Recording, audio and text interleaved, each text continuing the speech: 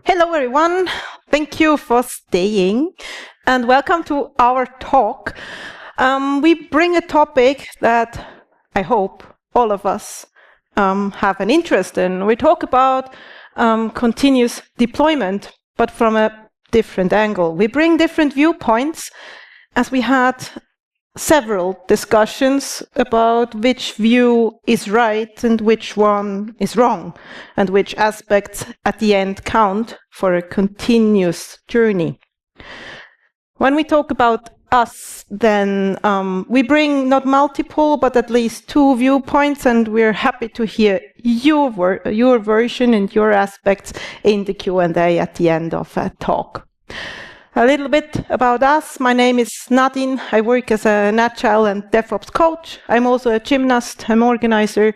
My favorite animal is the unicorn, and as we're talking about fun facts, and we're obviously from the Swiss Post, I had my last handwritten letter only in January. Could be better, working for Swiss Post, but here we are. And if you want to know more about me, that's the QR code.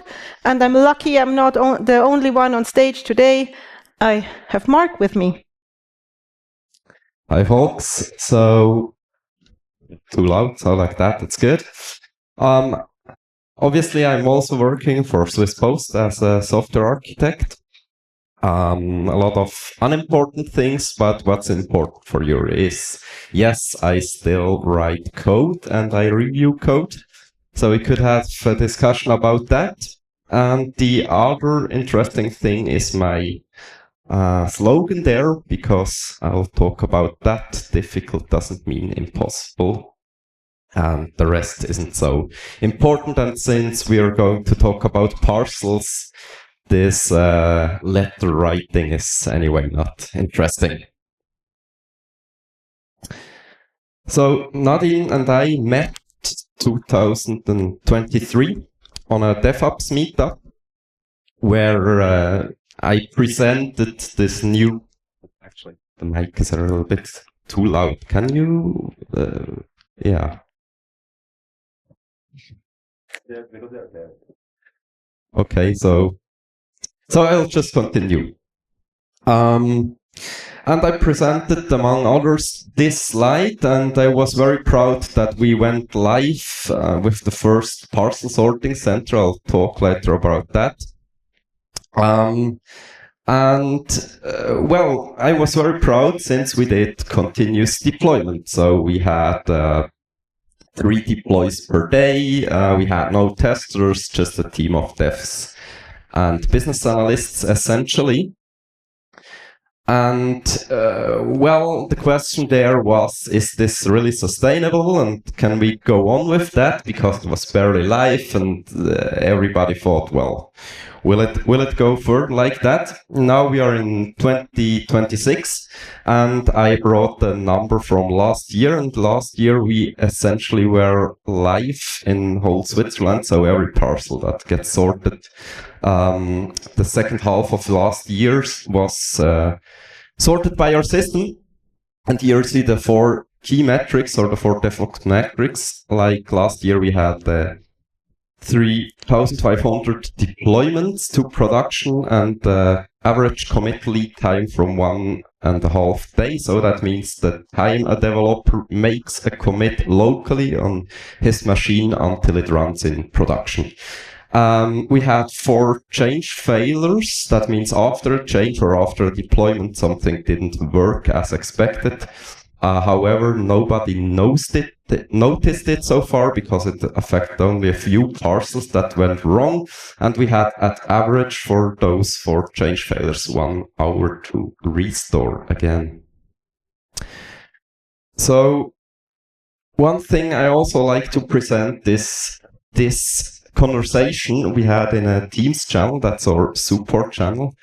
The content isn't that important, but for you, that's a conversation between a developer and a business representative. And they were talking about something needs to be fixed. So there was a direct interaction in an open channel. And one part of DevOps, and for me, that's closely tied to continuous deployment is this direct interaction. And of course, also the speed. So I deliberately deleted the timestamps there. And you can have a short guess how much time passed until the first message till the dev said it's live now. So here are a few options.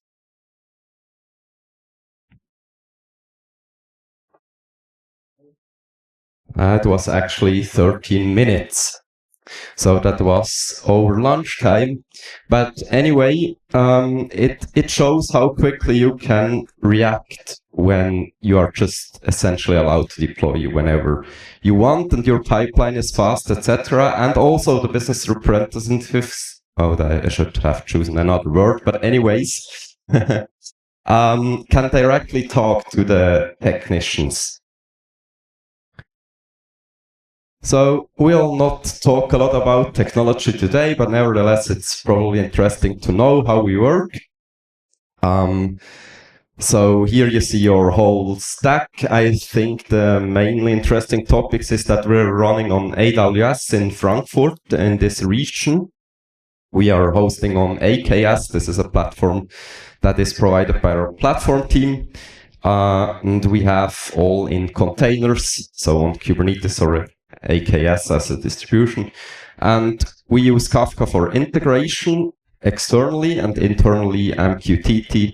There are a lot of other tools you probably recognize and know. And in the center, there is .NET.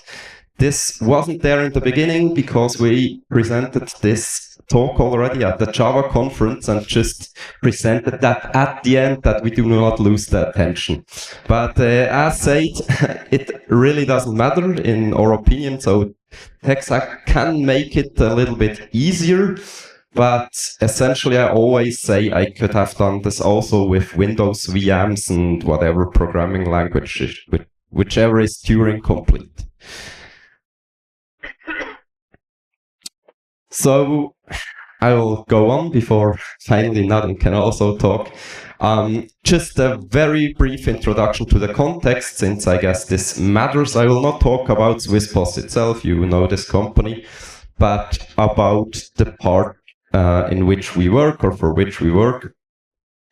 So the business of parcel sorting belongs to, we call it logistics operations. So the part of the company which is responsible to bring a parcel or letter from A to B and the whole chain within there. And there are different subparts of it, and or is called sorting. So the numbers you see here are from 2025. In 2025, we had around 28,000 employees in logistics services. So not the IT part, but the people that actually do the work. And we have 14 sorting centers. Within those centers, we sorted around 300 million parcels. However, this number, you will read different numbers because it's always a dispute what we count as sorted and what we count as parcel. However, this is the number that our system reported that it touched at recognized unique parcels during the year. And at peak days, that's probably also interesting. Last year, we sorted a little bit over 2 million parcels on a single day. So what does it mean to sort parcels? You can, by the way, go and look at how that works. So in Herking, for example, it's public and you can go there and visit it. But the process behind it works like that. First, a mail piece, so a parcel gets onto the sorter and it gets scanned. I guess you can imagine what happens there, and we do the OCR part. So we read the address and also the barcodes and whatever is on that parcel. So far, that's what everybody expects. And then in the second step, we try to figure out the person that will receive the parcel. So we do not only use the address, we always try to identify the person so that you can get notifications and that we can apply certain services like you move to another location or we hold the parcel back or whatever.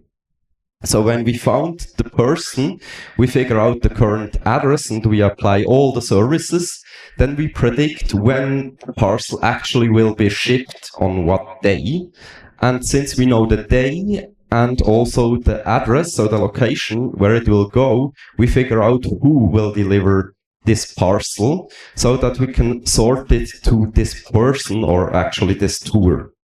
So this is how the whole thing work. And so if you want, our customer is the delivery person or the delivery department so that they get the parcels pre-sorted and they can just load it into the van and go on. And at the end, the part you see, but also the boring part is to figure out to which slide it has to go. So there's a plan for whole Switzerland, what a certain delivery person means in terms of slide, of the physical slides where we sort parcel to. So that's the process.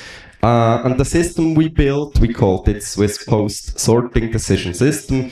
Here you see the business surrounding, so it's not very technical, but you get an idea what data we use. There are obvious things like, we need the plans I talked about, but we have also data from the military that we can do the Feldpost, etc. Or a big stakeholder is also customer clearance. From a technical perspective, we have around 70 Kafka topics. We consume data from it. And at any time, at any point in time, we have around 500 or 400 to 500 gigabytes of data we need to make a sorting decision. So, of course, we throw away all data. And also an interesting number is that we have in low volume days around 10 million single events of mail pieces that we store to improve our decision making. So like it was already delivered, or you clicked around in the app and said, I do not want to get it today or to another location, etc. So we base our decisions on all this data from the surrounding system and also from single events we get. The whole software solution or the whole landscape that is responsible for sorting consists of around 20 distinct software services, so running as containers, or we have also some VMs that we are going to port in the near future as well. So, and now finally I'll hand over to Nadine. You know, it's quite an impressive system. Numbers, VMs, complicated, dependencies. I had no idea about all of that when I first met Marc. And the talk they gave was exactly, maybe with different colors, that presentation. And for me, it was nice. And that's it. Because honestly, I send postcards and I want my parcels get delivered. What's behind the scene? Yes, it's impressive, but so what? So I asked Marc, how can it be that you have a team that's so excited about these numbers, these VMs, and these dependencies? Where is the excitement coming from? And we met at the meetup, so we exchanged our aspects and our views, what a team has and what's needed to get this excitement for such a nice system. That's how we ended there. And we came to conclusion after certain hours and coffees that there are 4 aspects a team needs to get there. One is the vision, but we hardly agreed what we actually talking about when an architect and an agile coach talk about a vision. The thing is, you need to get yourself oriented towards something. Depends what it is, on your personal view and on the team's view. Which then definitely leads into what are you aiming for? What do you want to experience? And with whom? Who's in the team? Who's not? Because honestly, everyone, you just want to win. You want to get the sorting out, you want to get faster, you want to get the happy faces. Which also leads us to the third aspect, saying, but if we get there, why and how? What do we need to know? Which skills we need? To whom we trust, and how do we build it? Can we do it with the current team? Do we need to change the team? Is it the business representative? Is it the season? Is it just the customer that don't get what we want to do? The questions were wide, the arguments hard, and we had a good discussion about the technical excellence that everyone needs in a team.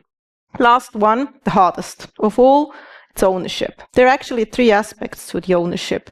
If you can, if you want to, and if you're allowed to take ownership as a person, as a team, and as a system. So that's what we had. So we thought, why not bring it to stage? And we had a few discussions, and we're not sure if we actually agree today here on this stage of Vox Day Zurich. So what's your opinion about the vision? So I'm glad that I can start with that, since I think the technical part is always a little bit more important, even if, well, Nadine always tells me that it's the other way around. So there is what we often discussed, and we concluded that probably both is important. So we will change the order who is allowed to start with a certain aspect and bullet point. So the vision.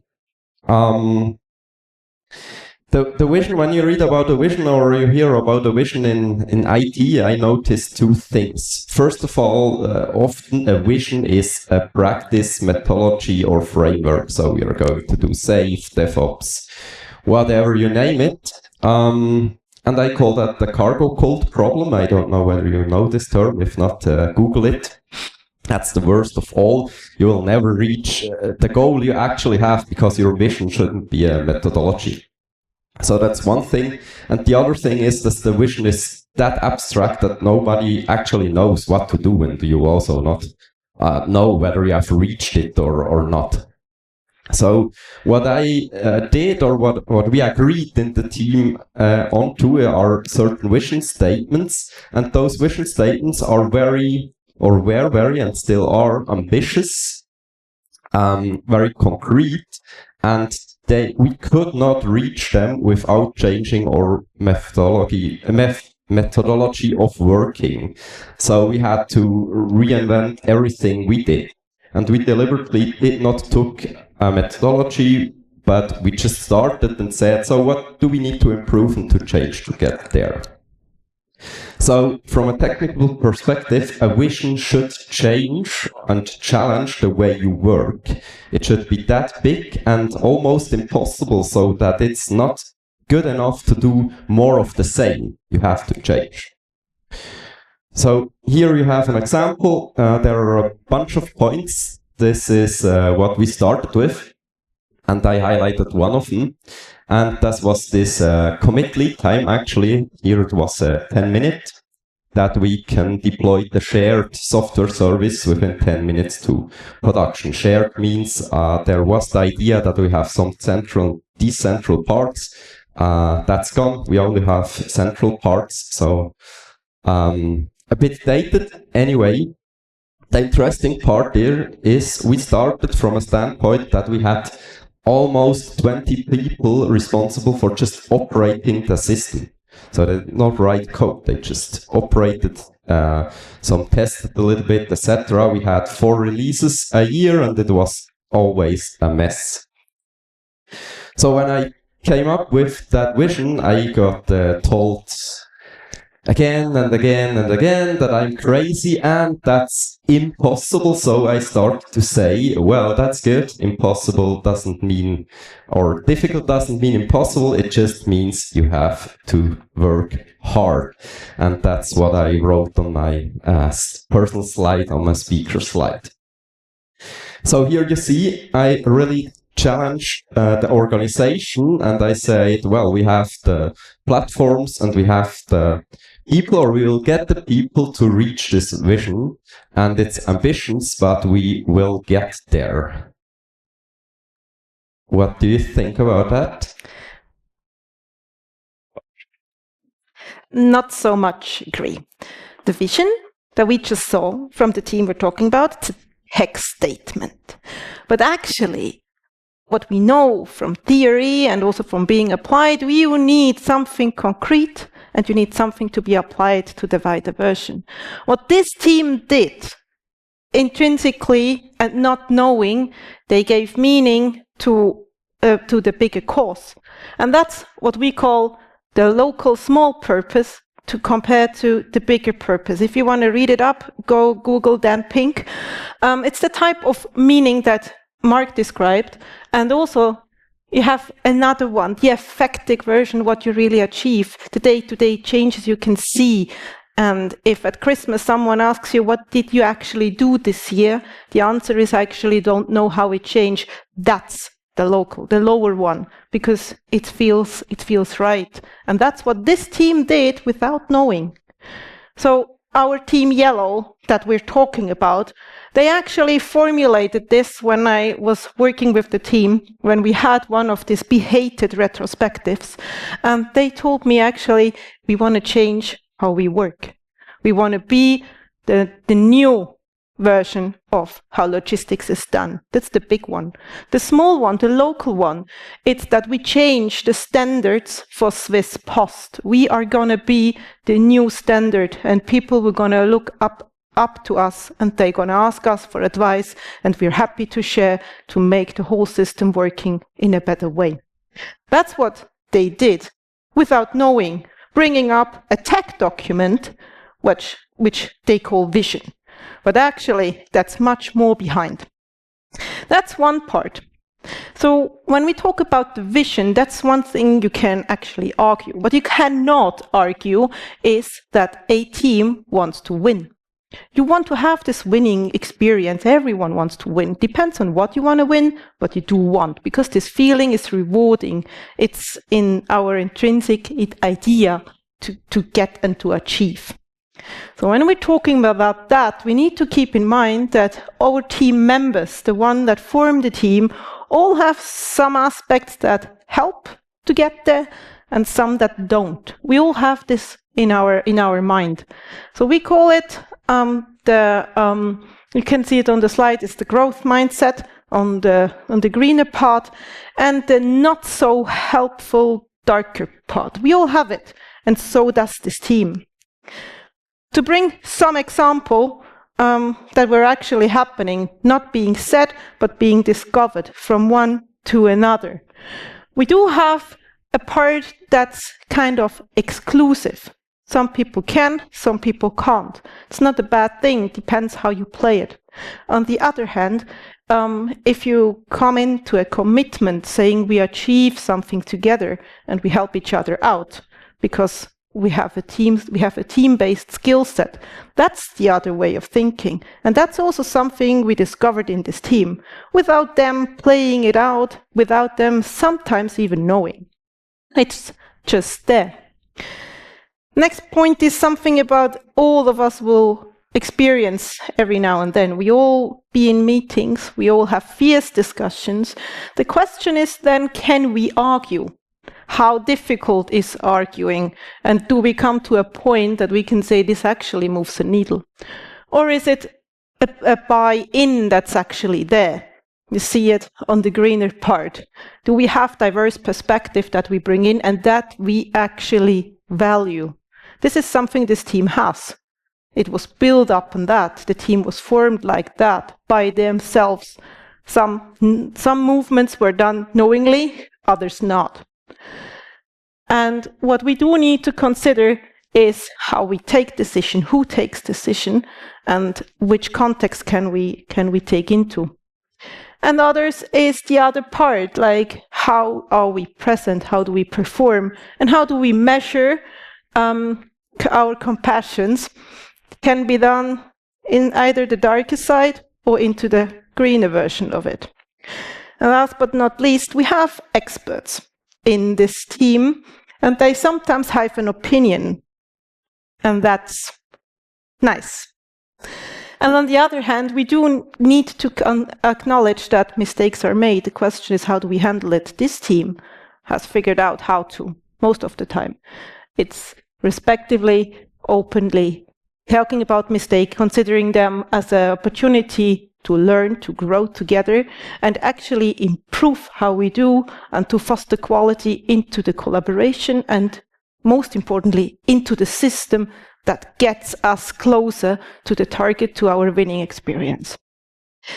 This is something you discover if you talk within the team, if you talk not about the tech, what we do, but about all the other fluffy stuff that's actually as important as the rest. Would you agree?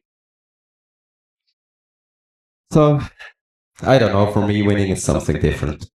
Like, what did we do, or what did we thought? So we had the task or the vision, we want to go very fast. So, and we thought, how do you go fast? That's actually trivial.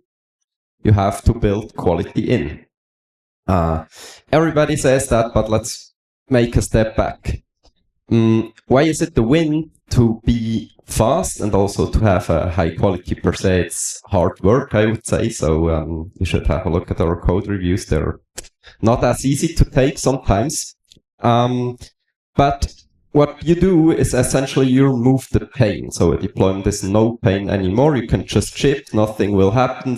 Not at weekends. You do all during office times. Not a problem there. And well, increasing the quality is also fun because you have a backup there. You can refactor the code base and so on. And in our industry, you often hear the perfect is the enemy of the good. You know this saying? I think it's bullshit.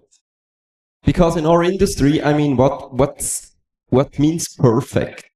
We are far away from perfect. Almost nobody can ship software without bugs, even if they claim it's too much, it's over-engineered. So you're probably over-engineering the wrong part. I don't know, but our saying was always, if in doubt, better invest more. So we started, for example, with a policy that 100% test coverage with unit tests is just the bare minimum, and it's not enough. You have to write more. And it was checked on every pull request again and again. Every week we look at metrics. There are no compiler warnings allowed. There are no issues on Sonar allowed. It will always have highest priority to immediately fix them. We log around 50 gigabytes of data per day, so just log statements, no messages so directly. And they're all having a log level. And what we do immediately react to errors and to warnings. Also there's a zero error and warning policy. When something pops up, the phone goes on, even at midnight, and you have to look at this error because it means you have to do something. What does that mean? That means you have to refine constantly. You cannot just let it go. You have to look at it. You have to figure out, why did this HTTP request fail? So, of course, we have a distributed system. There is network, but we got TCP for a reason. A request just doesn't fail on this abstraction level. There's always a reason for everything. And you cannot stop there. You have to go further.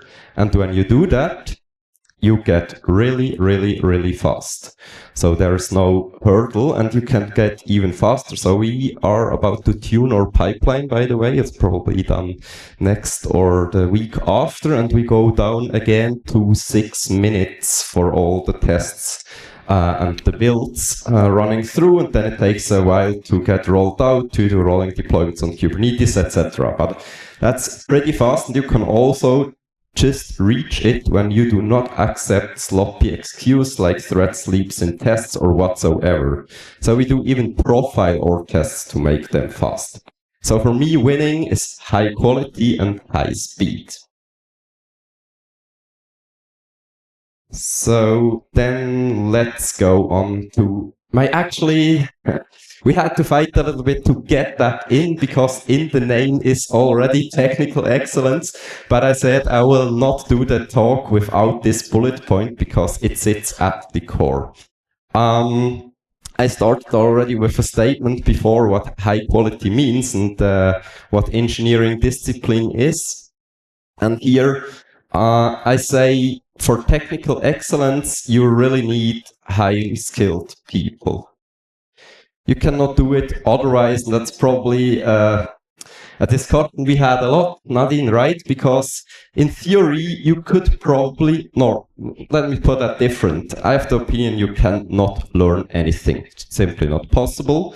There are restrictions to what you can. And even if you could, it takes time. And you need people that can do more than just having fun together. That's fine. If you have this technical excellence and then you know how to establish those qualities, you can and should have fun to get effective. That's also the reason why I put here the definition of software engineering. Probably you know it, probably not.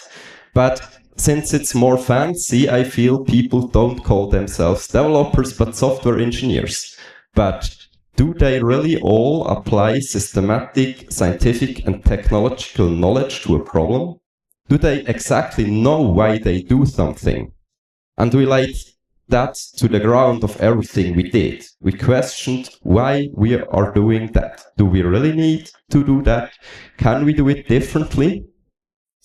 And for me, that's the basics of technical excellence. So there's one thing. I also was in a talk today where it was a short elaboration about should an architect code and etc. It went also in that direction, because the saying was like, I do not have to be the expert there.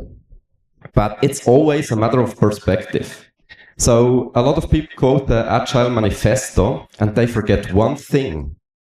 Those guys that wrote that and that signed that were just brilliant software engineers, all of them. And that was the context. So their problem was not a technical problem. That the foundation was the technical excellence, and they solved further behavioral problems. And they are there. But the foundation is something different. Your opinion about that? I want them always to hand over the wrong thing. I partially agree. I do say you can learn anything. The matter about time, agree on that. The hard thing is, there are two ways of learning. And that's not done by us. This is scientifically, there's evidence for it. You do what these guys did, as Marc explained. They looked at what the actions were and what the results were. So they improved the problem. They had something to solve. There was a target that needed fixing, so they fixed it. And there's another part behind. That's what we call double loop learning, because you need to look a bit farther behind. You need to look where the assumption's coming from. You need to look at, why do we do things as we do them? Do we fix the correct problems? And if you're part of that, then a technical excellence comes from your assumptions. And this you can change if you look at them. And that doesn't need technical skills as per se. You do need them, as we're at the Vox Days conference and we're talking about technical problem and solutions. Yes, you do need your skills. However, if you lack the basic understanding of how you learn and which problems you want to fix, you're forever going to fix the wrong problems. And this holds true in all the cases that you get to explore in your daily work. If it's tech problems or if it's a business problem, if you solve the wrong problems in the wrong time, you just have no success. And that holds true for our case at Swiss Post. If you're not looking into the market cycles, if you don't include Christmas as a peak period, you're solving the wrong problems. And if you get to the assumption that we need an excellent tech stack, that's your assumption. But maybe you can get better even there. Well, that's the whole concept behind. And when we get back to how we actually started our discussions and looking at the aspects that our team made to get to the excitement, to work for a system, to improve the whole system together with the business part, that's actually behind. And it's undiscovered, but it needs to come to the surface so people actually know why they learn, why they do things as they do. So that's my understanding for the excellence that you need in a team. And it's not limited to the technical knowledge that everyone brings to the team, which actually brings us to the concrete example that we have. What did the team do? Our beloved team Yellow. They came up with a mentoring concept. How do we get the less experienced people to learn the technical stuff from the seniors? You know what? You could actually do a reverse mentoring as well. Maybe it would help. Which is part of the double loop learning. The urge to get better at something that matters holds true for everyone, not only for the juniors, but also for the experts on the team, also for the architects on the team, also for the most seasoned business representative who has been working in the system and knows basically every corner of the sorting solution. Also there. The question is what you base your assumption on, what you want to learn, and how do you want to improve. Yes, that was a hard aspect to discuss. But you know what? There's an even harder one. It's ownership. Question is, how do you own something? How do you get there? And why? Is it a leader decision? Is it a role? That's a question that you need to answer. And there's a single easy decision that you take. It's not with a leader. It's not with a role. It's the leader model behind that was applied to this team. You have to and can actually categorize everything you own into the triangle. And to start from the easiest ones, like the competence you have, we were just talking about the excellence. You do need to become responsible through learning. If you don't learn, you're not belonging anymore. You're not adding the value that the team needs because you're part of it for a reason. And the knowledge you earn is to be shared. That's an easy part. It's with everyone. There's a definition of what do I own, which is mine, and what the team owns, what's us. And then there is third aspect, Wout said, what we don't own. That's the boundary of our team and of our ownership. If we go a step further, clarity is another aspect. What do we know? What do we don't know that we don't know it? You know the whole paradox. And there are the cultural transformation that we also need to consider because there's so many things we just don't know. And the last aspect where we had huge discussion, it's about the control. We do live in a corporate that has control mechanisms. We do have a scaled environment. We have different competencies. Someone can approve budgets. Someone needs to own an architectural decision. The question is, how do you own it? How do you control it? And how do you make sure that the right people are at the table? This is a decision that you take in your own mind. Do I want to be part of it? Or is it better than I take part of another discussion in another setting? This is a kind of a leader model which we had in the team. And if you reflect back on how excellent we were, these are discussions that go undiscovered. Right? So, very complicated. I like it easier. You build it, you run it. You probably heard that sentence a lot of times. So there are probably two things to mention there. What this essentially means is to shift left all the things, and it's not enough to just throw stuff onto your developers and say, yeah, just do it now by your own, but you have, again, to think differently. So, for example, we have no testing environment. It's waste of resources, waste of time. It's fragile, it needs maintenance. So we shifted it that hard left that we just eliminated it. So we can do that better in other ways. And there's another thing, like what means to own something? It means you own the code, you own it also in production, you monitor it, but you're also responsible to shape the environment. So we did things onto this journey together with the platform teams to get the platform to a level that we needed and that it gets easier for our developers. So we helped us by helping others, and also this is ownership, and it should not end on the boundaries of your software. Good. So just in time, actually, we were afraid that we are too short, but I skipped some things even. So we are already in the closing phase. And here you see again the aspects we distilled.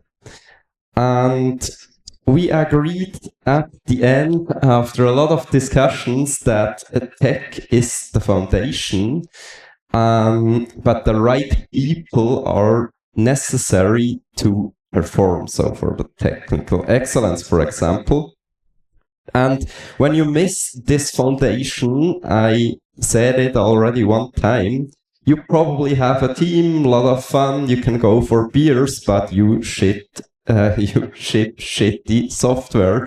So you need both, because when you have a technical excellent team that doesn't get along well with each other, you also do not get a very good result. So at the end, you have to have your impact, and for that, you need everything. Nadine, something to add? Thank you. See you in the beer. Listening.